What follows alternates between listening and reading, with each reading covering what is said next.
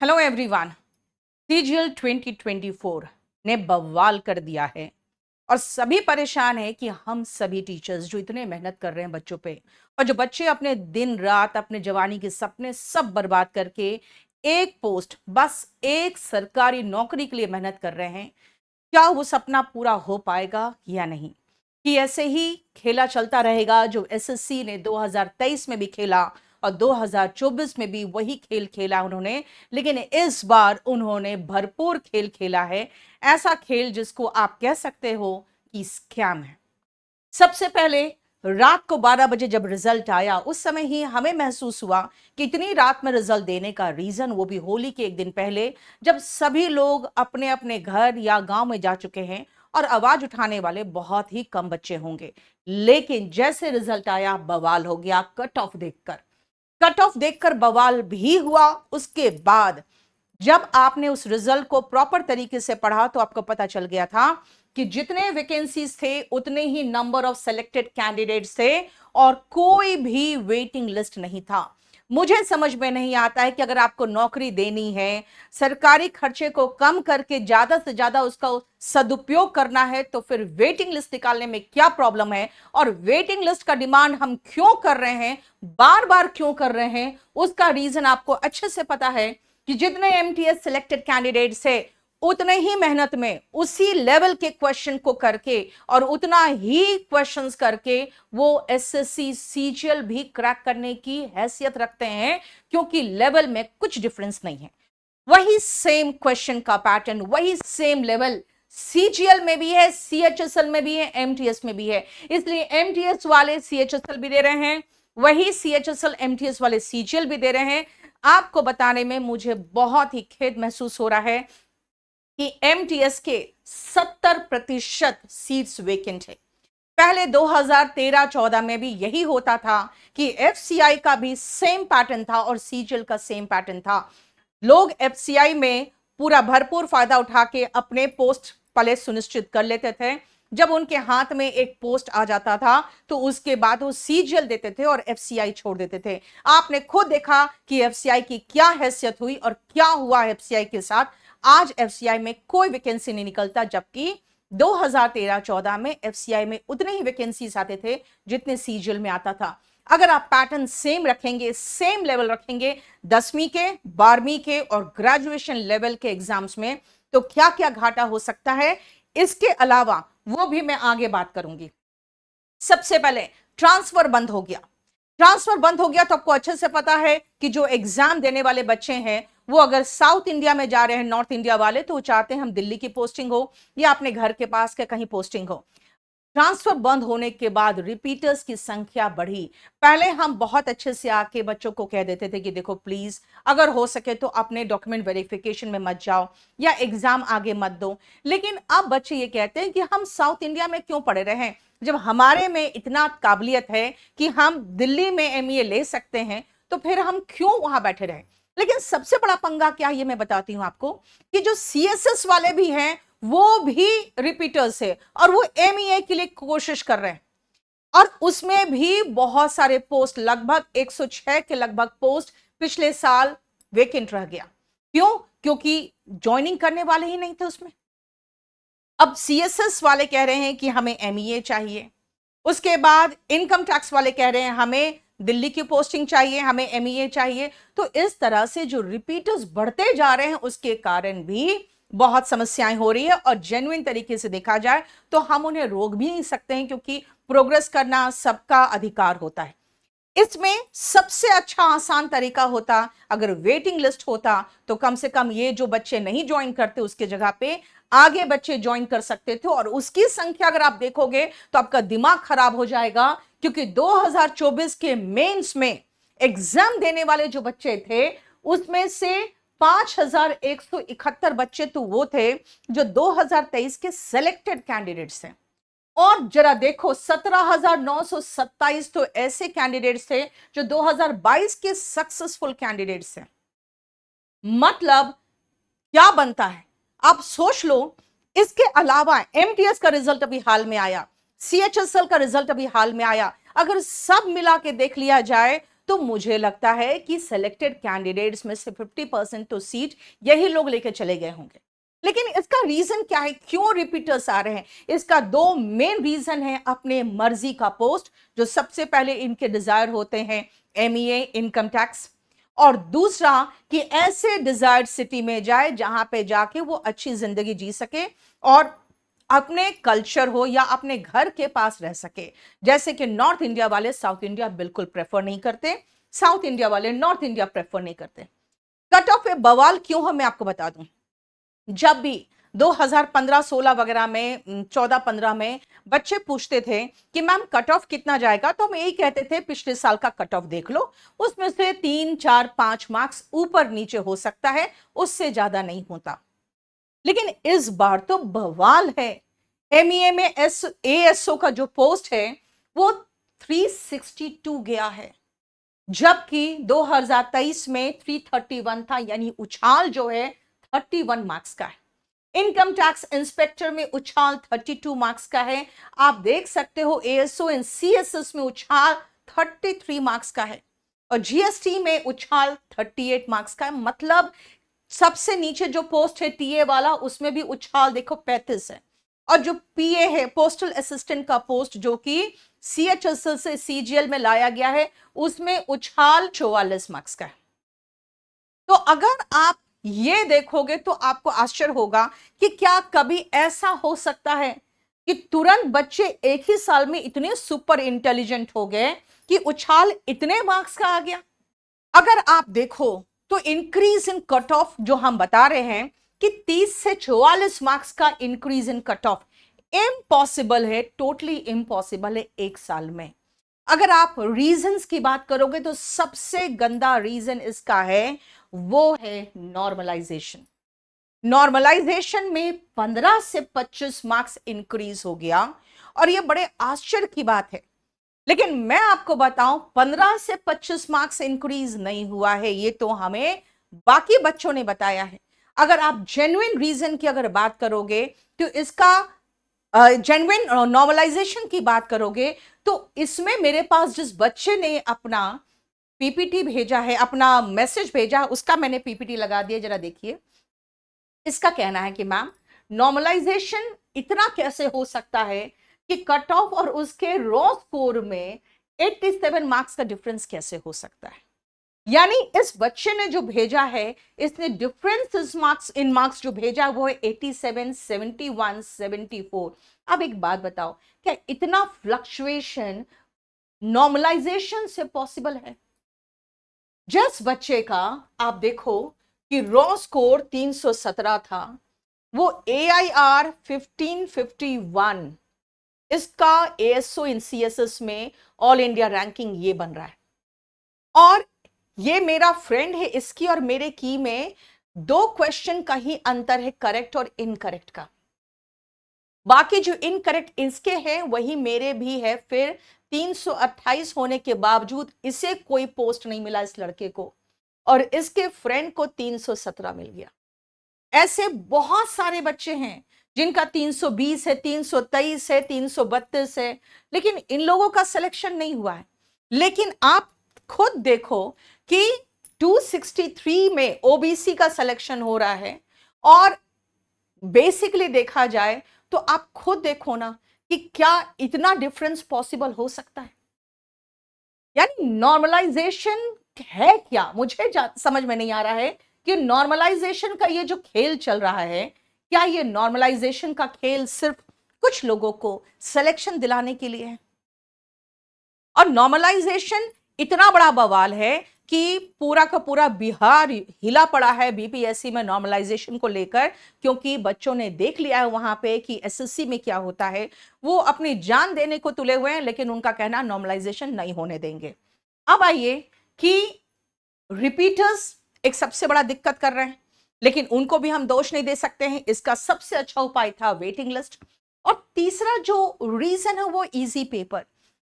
10th वाले भी वही दे रहे हैं, 12th वाले भी वही दे रहे हैं, ग्रेजुएशन वाले भी वही दे रहे हैं। 2017 में स्कैम पकड़ा गया था। कैसे? क्योंकि जो पेपर आया था उसने धुआं उड़ा दिया था, और जो चीटिंग करने वाले थे उनका मार्क्स देखकर जो सालों से तैयारी करने वाले थे, उन्होंने कहा था कि हो ही नहीं सकता है, इतना स्कोर तो हो ही नहीं सकता है। और वहीं से सारा जो स्कैम था वो उजागर हुआ था, जिसके बाद सीबीआई का इन्वेस्टिगेशन वगैरह चालू हुआ, जो धरना प्रदर्शन हुआ, फिर सीबीआई को केस दिया गया था। अब पेपर को इतना आसान कर दिया गया है कि आप जितना मर्जी उतना स्कोर कर सकते हो, क्योंकि 10वीं का पेपर ये दे रहे हैं, यानी एमटीएस जीडी का भी पेपर के क्वेश्चन कभी कभी बहुत आसान होते हैं और सीजी डिफिकल्ट होते हैं। जो आप सीएचएसएल का पेपर देखोगे और एमटीएस का, वो भी डिफिकल्ट होते हैं, और सीजीएल का पेपर में देखोगे कुछ क्वेश्चंस उससे भी आसान रहेंगे। अब आइए, ये जो स्क्राइब्स हैं ये भी मार्क्स बढ़ा रहे हैं। आपको पता है, अगर आप किसी स्क्राइब को लेकर जाएंगे तो आप अगर ग्रेजुएशन का एग्जाम देने जा रहे हैं यानी सीजीएल देने जा रहे हैं, तो वो जो होना चाहिए स्क्राइब, वो 12th पास होना चाहिए। और अगर आप 12th का यानी सीएचएसएल का एग्जाम देने जा रहे हैं तो वो 10th पास होना चाहिए। लेकिन मुझे ये बताओ कि जो 12th पास है वो तैयारी कर रहा है एमटीएस का और सीएचएसएल का, लेकिन वो पेपर की जो तैयारी कर रहा है वही लेवल की तो तैयारी कर रहा है जो सीजीएल में आता है। तो वो जो स्क्राइब जा रहे हैं ब्लाइंड के साथ, विजुअली जो हैंडीकैप होते हैं उनके साथ, या जिनके हाथ नहीं होते उनके साथ, वो भी तो उसी लेवल के जा रहे हैं। वो तो दनादन पूरा का पूरा सॉल्व करके पेपर दे दे रहे हैं उनको। तो इसीलिए देखा था आपने कि प्री में मैंने ये बात उठाया था, जिसके कारण एक पूरा एसोसिएशन मेरे खिलाफ हो गया था कि विजुअली हैंडीकैप के खिलाफ बात कर रही है। मैं कभी भी उनके खिलाफ बात नहीं कर सकती हूं। मैं उन लोगों के खिलाफ बात कर रही हूं जो विजुअली हैंडीकैप के पोस्ट पर डाका डाल रहे हैं, क्योंकि हमें अच्छे से पता है कि जो ईमानदार बच्चे होते हैं विजुअली हैंडीकैप, वो उतना स्कोर नहीं कर सकते हैं जितना कि एक कंप्लीटली यूआर का बच्चा स्कोर कर सकता है। उससे भी ज्यादा उनके मार्क्स आए हैं, ये पॉसिबल हो ही नहीं सकता है। इसीलिए प्री में भी हमने ये मुद्दा उठाया। उसके बाद एसएससी ने बहुत लोगों को नोटिस दिया है और उसके खिलाफ कार्रवाई करने की बात की है। लेकिन ये मुझे बताइए कि क्या ये चीज पहले एसएससी नहीं कर सकती थी? आपके पास इतने बड़े ऑफिसर्स हैं जो इतने सालों के एक्सपीरियंस रखते हैं, उनको बार बार जगाना और बताना हमें क्यों पड़ता है? आगे आइए, जो मेजर प्रॉब्लम्स है उनमें से सबसे पहला तो रॉन्ग क्वेश्चंस का है। सीजीएल 2023 में इंग्लिश के 4 क्वेश्चन, मैथ्स का 1 क्वेश्चन और रीजनिंग का 1 क्वेश्चन गलत था। गलत मतलब आंसर गलत था। टेंटेटिव आंसर की में जो इंग्लिश था उसके 3 आंसर सही थे, लेकिन जितना भारी मात्रा में रिप्रेजेंटेशंस होता है उतना ज्यादा ये अफेक्टेड हो जाते हैं। उन्होंने सही आंसर को रॉन्ग कर दिया। और उसके बाद जब कोर्ट में ये मामला गया है तो आपको अच्छे से पता है कि इंग्लिश में बोलचाल की भाषा में बहुत कुछ चलता है, जो आप गूगल करोगे तो आपको बहुत सारे एविडेंस मिल जाएंगे। उन्होंने वही सब लगा के इंग्लिश का सारा चौपट कर दिया। इनफैक्ट इंग्लिश में ज्यादा रिप्रेजेंटेशन जिस क्वेश्चन का हुआ, उन्होंने उस मार्क्स को उस क्वेश्चन का आंसर ही चेंज करके वो कर दिया जो एक्चुअली आंसर गलत था। मैथ्स में एक मैथ्स के कोचिंग के टीचर है जिन्होंने गलत क्वेश्चन को गलत तरीके से सॉल्व करके आंसर ले आए, उनका वीडियो पेश कर दिया। और रीजनिंग में हॉकी से वर्ड बनाना था, उसके 4 लेटर्स को यूज करके उन्होंने एक इंग्लिश का लेटर बना दिया, एक इंग्लिश का वर्ड बना दिया ओ की ई वाई। भाई ओ की ई वाई, ओके कोई वर्ड ही नहीं है डिक्शनरी में। बस इस पे ही जीत पाए बच्चे, वरना पांचों क्वेश्चन को उन लोगों ने, एसएससी ने साबित कर दिया कि हम सही।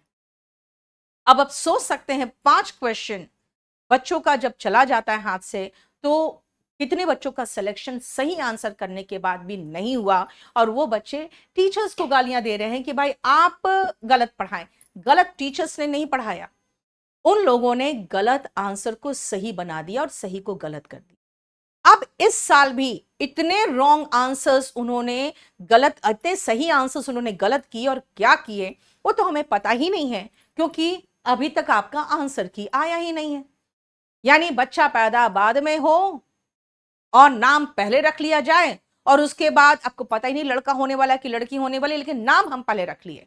यानी सबसे पहले उन्होंने रिजल्ट दे दिया। अब करेक्ट आंसर की कब आएगा वो तो अभी पता ही नहीं है, और करेक्ट आंसर की ये देर से निकालेंगे इस बार तो मुझे लग रहा है। क्यों? क्योंकि इस बार बहुत ही ज्यादा बवाल हो रहा है। रॉन्ग क्वेश्चंस के कारण इतने ज्यादा मार्क्स ऊपर नीचे हुए हैं कि बच्चे खुद ही कंफ्यूज्ड हैं। पोस्ट प्रेफरेंस रिजल्ट के पहले पहले क्या होता था? पहले रिजल्ट आता था, रिजल्ट आने के बाद मार्क्स उसके बाद पता चल जाता था, और जब मार्क्स पता चल जाता था तो उसके बाद अपने मार्क्स कितना आपने स्कोर किया है उसके हिसाब से पोस्ट प्रेफरेंस भरा जाता था। अब क्या हुआ, तो अब सबसे पहले पोस्ट प्रेफरेंस भरिए और उसके बाद रिजल्ट आएगा और उसके बाद मार्क्स पता चलेगा। एक्चुअली सबसे पहले तो मार्क्स पता चलना चाहिए, उसके बाद रिजल्ट आना चाहिए, फिर पोस्ट प्रेफरेंस होना चाहिए। ये सब कुछ उलट पुलट करके एसएससी पूरी की पूरी ट्रांसपेरेंसी खत्म करना चाहती है, क्योंकि ये नहीं चाहती है कि बच्चों को पता चले कि सिलेक्शन हम किस बेसिस पर किस तरह से दे रहे हैं। और पोस्ट प्रेफरेंस के लिए बच्चे कई बार हमसे पूछते हैं, मैम पोस्ट प्रेफरेंस क्या भरे, हमें ऐसा चाहिए, हमें वहां पे चाहिए सिलेक्शन, हमें इस सिटी में रहना, हमें पोस्ट प्रेफरेंस क्या होना चाहिए। यार मैं क्या बताऊं, आप लोग इतने ज्यादा इन्फ्लुएंस्ड होते हो इस पोस्ट प्रेफरेंस से कि पिछले साल जो थर्ड रैंकर था वो टीए भर लिया था अपना पहला पोस्ट प्रेफरेंस में, उसको पता ही नहीं था कि उसका थर्ड रैंक आने वाला है। तो इसीलिए पोस्ट प्रेफरेंस में हमेशा सजेस्ट करती हूँ कि भाई जो तुम्हें सबसे ज्यादा पसंद है पोस्ट वो पहले भरो। तो मैम अगर इस पोस्ट में मेरा साउथ इंडिया ट्रांसफर हो जाए तो इसलिए आपको सभी टीचर सिर्फ तुक्का मार के बता सकते हैं कि पोस्ट प्रेफरेंस क्या भर सकते हो। उसका कारण यह है कि जब तक तुम्हारे मार्क्स पता नहीं, अब तो और पता नहीं, क्योंकि नॉर्मलाइजेशन होने के बाद आपके मार्क्स कहां से कहां पहुंचेंगे तो किसी को कुछ पता नहीं। तो इसीलिए पोस्ट प्रेफरेंस बिफोर रिजल्ट बहुत घातक है। सेकेंडली, फाइनल मार्क्स रिजल्ट के बाद मतलब नहीं समझ में आता कि आप कर क्या रहे हो। पहले तो फाइनल मार्क्स दिया जाता है, फिर रैंकिंग तय किया जाता है, फिर रिजल्ट डाला जाता है। एनीवे, सबसे बड़ी चीज क्या है कि मेंस एंड डबल शिफ्ट ही मेरे दिमाग में डबल डाउट क्रिएट कर रहा था कि भाई मेंस डबल शिफ्ट में कैसे हो सकता है और क्यों हो रहा है, और अगर हो रहा है तो नॉर्मलाइजेशन होगा ही होगा, और फिर नॉर्मलाइजेशन के बाद क्या होगा। तो ये आपका सबसे घटिया डिसीजन जो एसएससी का था, और वो मुझे लग रहा है इंटेंशनल डिसीजन था मेंस को डबल शिफ्ट में लेने का। ये सबसे बड़ा घातक साबित हुआ है बच्चों के लिए। उसके बाद जो मैंने आपको कहा कि रॉन्ग आंसर्स के सही आंसर्स बनाते कौन है, पहले तो ये बता दो, क्योंकि आपको तो शर्म आनी चाहिए। क्योंकि हम लोग जो ऑर्डिनरी आपके सामने कुछ नहीं है, अगर हम लोग सही आंसर बता दे रहे हैं तो आपके जो बैठे हुए एक्सपर्ट्स हैं वो सही आंसर देने के बाद उसको गलत कैसे कर दे रहे हैं, मुझे यही नहीं समझ में आ रहा है। यानी कि जितने ज्यादा रिप्रेजेंटेशंस जाएंगे आप आंसर को चेंज कर दोगे। हमें पहले लगता था कि किसी भी क्वेश्चन का एक रिप्रेजेंटेशन जाएगा तो उसका आंसर चेंज हो जाएगा अगर सही रिप्रेजेंटेशन में सही आंसर को एक्सप्लेन करके बताया गया है तो। लेकिन नहीं, अभी आप 100 रुपए कमाने के चक्कर में ज्यादा से ज्यादा रिप्रेजेंटेशंस मंगाते हो, और जितने ज्यादा रिप्रेजेंटेशंस आ गए आप क्वेश्चन को उसी के अनुसार चेंज कर देते हो, जो बच्चे कहते हैं वही कर देते हो। ये तो सबसे बड़ा बवाल है नॉर्मलाइजेशन। अब आइए, वेटिंग लिस्ट अगर नहीं होगा, नॉर्मलाइजेशन मींस में रहेगा, तो आपका भला नहीं हो सकता। और ये भी हम डिस्कस कर चुके हैं कि अलग अलग एग्जाम्स में 10th 12th एंड ग्रेजुएशन में आपको डिफरेंस इन लेवल रखना पड़ेगा। अगर नहीं रखोगे तो 12th वाले आके जितने ब्लाइंड है ना उनकी जगह पे एग्जाम देंगे, और वो उनका जो लिस्ट होगा ना वो यूआर से ऊपर जाएगा। यही चलता आएगा जो अभी चल रहा है। अच्छा, दूसरी बात है, वेटिंग लिस्ट नहीं लाने का ये अपना जेन्युइन एक बोलते हैं कि हमारा एक जेन्युइन रीजन है कि हम इसलिए वेटिंग लिस्ट नहीं लाते हैं क्योंकि ये जो वैकेंसी से कैरी फॉरवर्ड हो जाता है। मुझे जरा एक बार एक्सप्लेन करके बता दीजिए कि आपके 2023 में वैकेंसीज थे करीबन 8000, 2022 में क्योंकि पीए भी इधर आ गया था तो वैकेंसीज थे करीबन 37,000 समथिंग थे, यानी करीबन 38,000 वैकेंसीज थे। क्या 38,000 के वैकेंसीज में से 8,000 इनके खाली नहीं रह गए होंगे? ऑफ कोर्स रह गए होंगे, क्योंकि रिपीटर्स उस समय भी बहुत थे। रिपीटर्स तो खैर हर साल साल दर साल रिपीट कर रहे हैं। अगर इतने खाली रह गए होंगे जो कि रहे हैं, तो मुझे एक बात बताइए, फिर 2023 के आपने कितने वैकेंसीज निकाले थे जो कैरिड फॉरवर्ड? 37,000 वैकेंसी से कैरिड फॉरवर्ड होने के बाद भी आपके 8,000 वैकेंसी से। इसका मतलब है कि ये बिल्कुल ही झूठ है, ये कंप्लीटली एक लाई है कि आप कैरी फॉरवर्ड करते हैं। आपका इंटेंशन ही नौकरी देने का नहीं है, आपका इंटेंशन ही बच्चों को इतना त्रस्त कर देने का है कि बच्चा एग्जाम की तैयारी करना छोड़ दे। जैसे कि एयरफोर्स में बच्चे तैयारी करते थे, हजारों लाखों की संख्या में बच्चे तैयारी कर रहे थे। जैसे ही आपका अग्निवीर आया, अग्निवीर आते ही बच्चों ने तैयारी करना छोड़ दिया। आप एसएससी में ग्रुप बी की नौकरी दे रहे हैं, आपको समझ में आ रहा है? आईएएस पीसीएस के बाद सीधा सबसे बड़ा नौकरी देने वाला आप कमीशन हो। आप इतने भारी संख्या में ग्रुप बी की नौकरी निकाल रहे हो और उसमें ऐसी हालत कर रहे हो कि बच्चे त्रस्त होके सरकारी नौकरी की तैयारी ही छोड़ दे। क्या आपका साफ साफ ये इंटेंशन नहीं झलक रहा है? आप ऐसे ही बता दीजिए वैकेंसीज नहीं आएगा, तुम लोग सब रेडी लगाओ। तो क्यों पढ़ेंगे बच्चे? फिर उसके बाद 8वीं 9वीं करके वो रेडी लगा लेंगे। अब आइए 2024 में टाइपिंग टेस्ट। भाई, टाइपिंग टेस्ट का भी पेपर आपसे ढंग से बनाया नहीं गया। बच्चे टाइप कर करके त्रस्त हो गए। कितने लोगों ने कितना मिस्टेक कर दिया क्योंकि उनको लग रहा था कि हमारा पैसेज ही खत्म नहीं हो रहा है। मतलब आपको यह भी नहीं पता है कितने की डिप्रेशंस कराने। मतलब इतने सालों से एग्जाम कंडक्ट कराने के बाद आपसे टाइपिंग का भी पेपर नहीं बना और उसके बाद फिर इसका री एग्जाम कराना पड़ा। और री एग्जाम में कितने बच्चे ऐसे होंगे जिनका मेंस अच्छा नहीं गया था, उन्होंने टाइपिंग टेस्ट सेकेंड टाइम में छोड़ दिया और उसके बाद उनको पता चल रहा है कि नॉर्मलाइजेशन में तो 30, 35, 40, 50, 70 मार्क्स बढ़ गए। तब तो हम तो इनकम टैक्स इंस्पेक्टर होते अगर हम टाइपिंग नहीं छोड़े होते। तो इसका तो भी पता ही नहीं कि उन टाइपिंग में उन्होंने जो बच्चे फिर से री एग्जाम नहीं दिए हैं उनके साथ इन्होंने क्या किया, उन्हें एब्सेंट मार्क किया कि क्या किया। आपसे टाइपिंग का पेपर अगर नहीं बन रहा है, जो सिर्फ एक कहीं से पैसेज उठा के उतने की डिप्रेशंस दे देने हैं जो कि आप अपने कंप्यूटर में काउंट कर सकते हो, तो फिर क्या उम्मीद करें कि आप पेपर ऐसा बना सकते हो जिसमें मिस्टेक नहीं हो। मुझे एक चीज समझ में नहीं आता है, 2011-12 वगैरह में आप जब क्वेश्चन पेपर सही बना सकते थे तो आज क्यों नहीं बना सकते हो? क्या एकमात्र मकसद ये नहीं है कि ये 100 रुपया करके हम करोड़ रुपया कमा ले? ये तो इल्जाम हर बच्चा भी आप पर लगा रहा है। एसएससी को ये पता होना चाहिए। और दूसरी बात एक चीज और है कि कई बच्चे ऐसे होते हैं जो जेन्युइनली कहते हैं कि मैम हम चाहते हैं कि हम एमटीएस में मेरा सिलेक्शन हो गया है या सीएचएसएल में हो गया है, मेरा सीजीएल में भी हो गया है, क्या कोई ऑप्शन है कि हम वहां पर अपना एप्लीकेशन विड्रॉ कर लें? आप ये भी तो ऑप्शन दे सकते हैं वेटिंग लिस्ट के साथ साथ।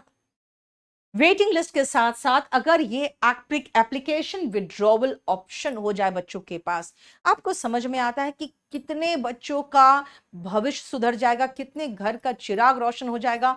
घर में बस एक सरकारी नौकरी चाहिए जिसके लिए इनको सिर्फ 2 चीजें करनी थी, एक वेटिंग लिस्ट और एक एप्लीकेशन विड्रॉवल ऑप्शन दे देना था, जिससे बच्चे कम से कम अपना एप्लीकेशन विड्रॉ कर ले उन एग्जाम से, उन पोस्ट से जो अब उनको ज्वाइन ही नहीं करना है। 2024 में जो मैंने आपको बताया कि 2023 और 2022 के जो बच्चे थे, करीबन 2024 में 33% सेलेक्टेड कैंडिडेट्स थे जो 2024 में हुए हैं जिनका।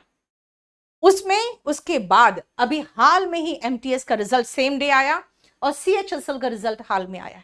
इस हिसाब से अगर देखोगे तो जितने वैकेंसीज 18,000 प्लस वैकेंसीज जो थे उसमें करीबन 50% वैकेंसीज तो उन लोगों के द्वारा फिल्ड है जो ऑलरेडी कहीं ना कहीं सिलेक्टेड है। ठीक है, एमटीएस और सीजीएल सीएचएसएल वाले सीजीएल ज्वाइन करेंगे, लेकिन जो पहले से ही अच्छे पोस्ट पे सिलेक्टेड है जिनको अब नहीं चाहिए, उनके लिए तो कुछ ऑप्शन खोलिए आप।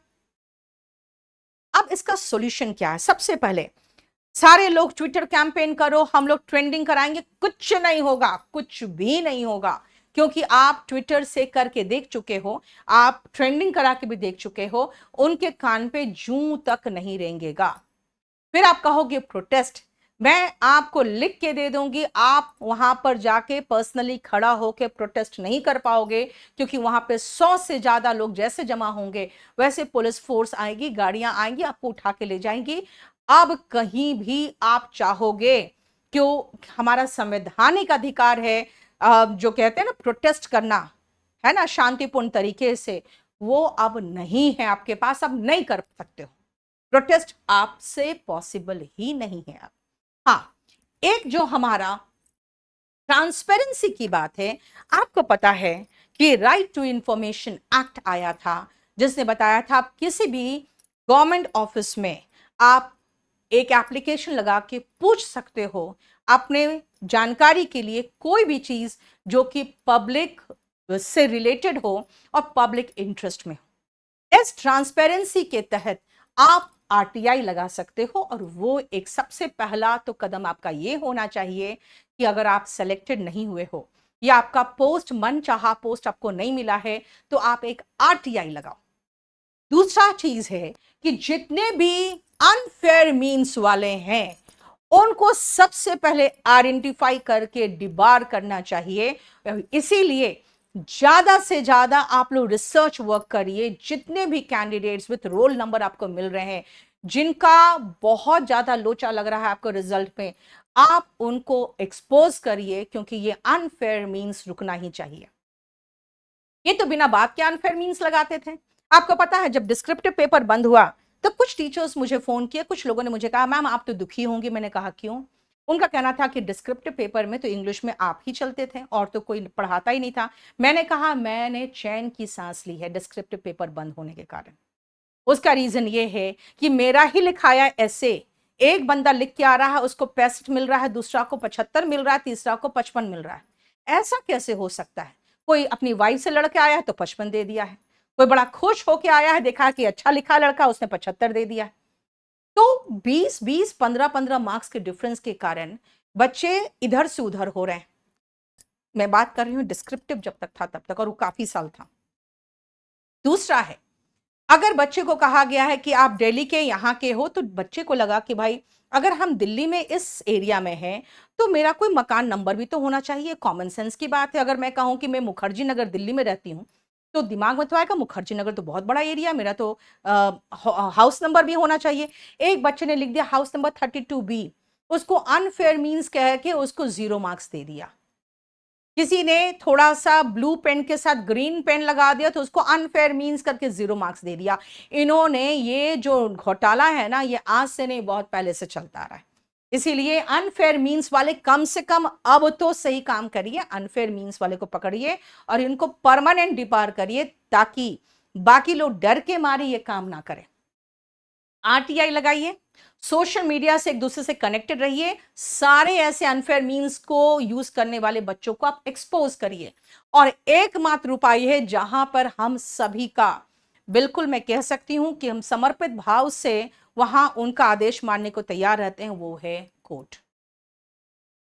एक बात बता दे, 2024 में भी एक ही हियरिंग में कोर्ट ने बहुत सारे बच्चों को रिलीफ दिया, लेकिन क्योंकि एग्जाम एक दिन के बाद ही था इसलिए बहुत सारे बच्चों को कोई ज्यादा खास फायदा नहीं हुआ, और जिन्होंने फायदा कमा भी लिया उनको भी विदल्ड में डाल दिया है इन लोगों ने। पता नहीं कौन सा पाप ये कहां लेके जाएंगे ये पैसे। कोर्ट केस इसलिए इंपॉर्टेंट है क्योंकि हम सिर्फ 2024 की बात नहीं कर रहे, हम इन सभी प्रॉब्लम्स को विथ रिफॉर्म्स की बात करना चाहते हैं कि भाई मेंस 2-2 शिफ्ट में क्यों हो। नॉर्मलाइजेशन खत्म हो जाएगा अगर मेंस एक शिफ्ट में होगा। तो ये जो रॉन्ग आंसर्स है इसके जो करेक्ट आंसर्स है ये कैसे डिसाइड होगा? रॉन्ग क्वेश्चंस आप क्यों बना रहे हो? बहुत सारे रिफॉर्म्स, जैसे वेटिंग लिस्ट की बात अगर करेंगे तो ये सब रिफॉर्म्स थ्रू कोर्ट ही आ सकता है। और अब हम एक दो और टीचर्स हमारे साथ हैं, इनके साथ मिलकर हम कोर्ट का दरवाजा खटखटाने जा रहे हैं। लेकिन जिनका सिलेक्शन हो चुका है आप निश्चिंत रहिएगा, हम लोग किसी तरह के कोई स्टे के लिए नहीं जाएंगे, हम रिफॉर्म्स के लिए जाएंगे।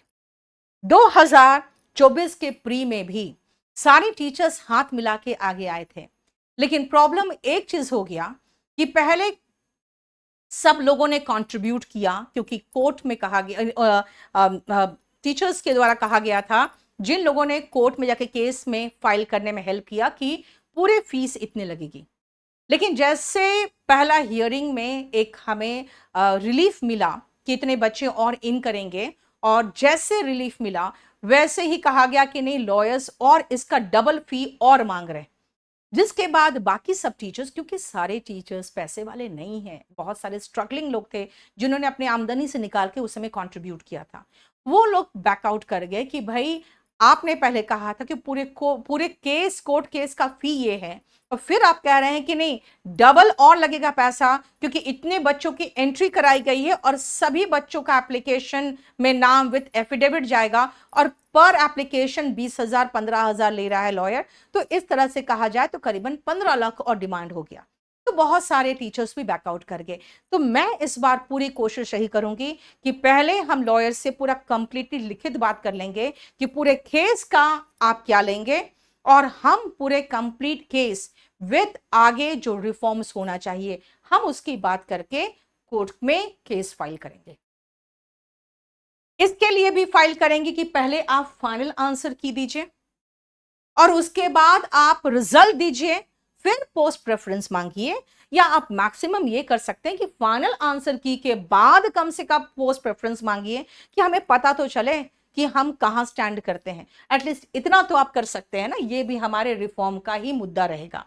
तो मैं मानती हूं कि आप सबसे पहले आरटीआई लगाइए, और हम ये चाहते हैं कि ठीक है हम लोग तो जाएंगे ही जाएंगे जिनके पास बहुत सारे रिजल्ट्स हैं, बहुत सारे बच्चों के रिप्रेजेंटेशंस आए हैं, बहुत सारे मेल्स आ गए हैं, मैसेजेस आ गए हैं। लेकिन मैं आपको रिक्वेस्ट एक चीज और जरूर करना चाहूंगी कि प्लीज आप भी आरटीआई फाइल करिए, सोशल मीडिया से कनेक्टेड रहिए, और ये पूरा कंप्लीट आप भी बताइए कि कहां कहां ऐसे प्रॉब्लम्स आए हैं। एंड प्लीज अफवाह पे ध्यान नहीं दीजिएगा, आप खुद सबसे पहले पूरा रिसर्च वर्क करिए। जो भी आपको रोल नंबर पता चल रहा है कि इसका मार्क्स ये था और इसके बाद नॉर्मलाइजेशन होने के बाद ये हो गया, वो सब कुछ आप डिस्कस करना चाहते हो तो प्लीज पूरा प्रॉपर तरीके से वेरीफाई करने के बाद आप मुझे इस नंबर पे आप व्हाट्सएप करेगा 8860333003। इस पे आप सिर्फ और सिर्फ व्हाट्सएप करिएगा, ठीक है। मैं आपको बड़ा करके लिख दे रही हूं।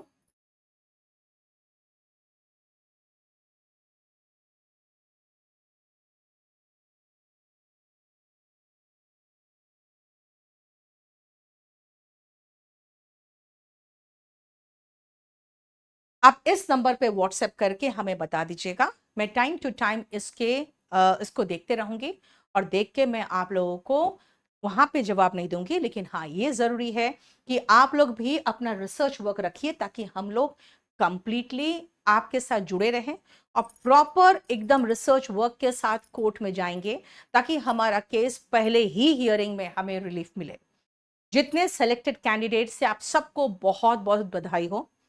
मैं कहीं भी नहीं चाहूंगी कि आपका रिजल्ट में कोई प्रॉब्लम हो, इसीलिए हम लोग किसी भी तरह का स्टे नहीं मांगेंगे। हमारे तरफ से कोई भी स्टे नहीं मांगा जाएगा। हाँ ये जरूर है कि जिन बच्चों को नहीं मिली ही नौकरी और वो डिजर्व करते थे उनके लिए कुछ हो, प्लस आगे 2025 के बाद 2025 और 2025 के बाद जितने भी एसएससी की वैकेंसीज आए उनमें वो रिफॉर्म्स अप्लाई हो और उसमें किसी तरह का कोई स्कैम ना हो।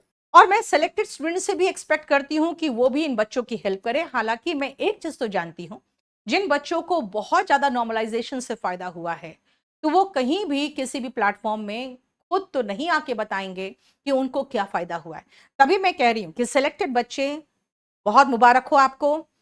जो आप हेल्प कर सकते हो हमारा वो जरूर हेल्प करिए अगर आसपास आपकी किसी कोई जानकारी हो तो। और बाकी जो सिलेक्टेड नहीं हुए हैं वो रिसर्च वर्क करिए, क्योंकि आप 5 दिन पढ़ाई नहीं करोगे तो कोई प्रॉब्लम नहीं होगा। ऐसे भी आप बहुत पढ़ चुके और आपने देख लिया कि पढ़ने के बाद अगर नहीं हुआ है तो उसका जो कारण है पहले उसका निवारण होना चाहिए। तो चलिए, thank you so much and remember one thing, ये लड़ाई हमारी नहीं है, ये लड़ाई आपकी है। हम फिर भी आपके साथ हैं, इसीलिए आपका सहयोग चाहते हैं, पैसे में नहीं लेकिन हमें सहयोग सबूत में चाहिए। मैं इंग्लिश बाय नीतू मैम और केडी लाइव इन दोनों पे और भी वीडियोस लेके आने वाली हूं। बहुत सारे रिसर्च वर्क के बाद मेरे पास बहुत सारे ऐसे सबूत आएंगे और उनको लेकर मैं जल्द से जल्द आऊंगी इन्हीं दोनों चैनल्स पे, केडी लाइव और इंग्लिश बाय नीतू मैम। इनको आप सब्सक्राइब कर लीजिएगा। Thank you so much.